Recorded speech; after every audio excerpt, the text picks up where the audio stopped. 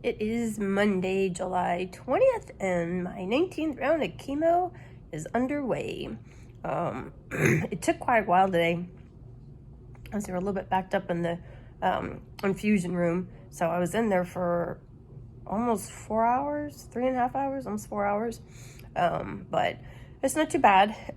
This is that new regimen of chemo. This is the third round. I had a great night of sleep last night. Slept hard, slept long. One of those when your alarm goes off the next morning, you wake up and you're like, whoa, where am I? Because, you're so hard asleep or so sound asleep.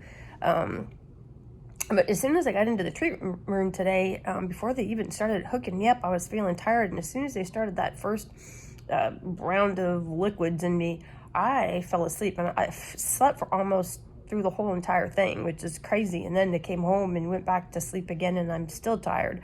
So I'm not quite sure, but I mean, it's good. I sleep through the chemo, and it seems like it goes really fast. So the plan right now is this is my third round on this new regimen since my cancer markers went up. So I will go in on next Monday and do just blood tests because he wants to run the cancer markers again. I should have that back on Tuesday or Wednesday. If the numbers have subsided, are lower, and so it looks like the chemo is doing what it's supposed to be doing, then we will go one more round the next week, and then get the surgery for the liver scheduled. And I have to be, I think it's 6 weeks without the Avastin before I can have surgery. So even on this fourth round, this next round, they're still going to do the Avastin, and then we're just going to have to wait 6 weeks before I can get in for surgery. But during that time, we will continue with chemo, but he'll just hold up the Avastin. So that way it's still in there killing some stuff. So we're looking at probably another 2 rounds of chemo after the fourth one, but just without Avastin.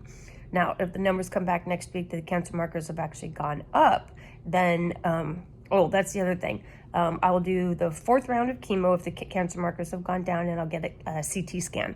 And that way the surgeon, everybody knows what's going on and can see what he's got to get in there and do.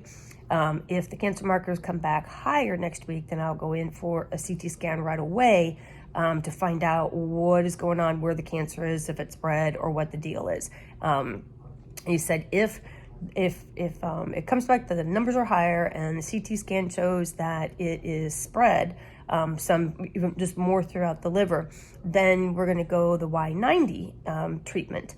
And so that's the one where they do the radiation in through like the little blood cells directly in and all of that. So he does have a plan B for if the numbers come back and they're not good next week. So that is it for my update today. This may not be appropriate, but I'm going to go ahead and say it anyway, because it made me smile. And in these days, anything that makes you smile should be okay, right? So what is the difference between the bird flu and a swine flu?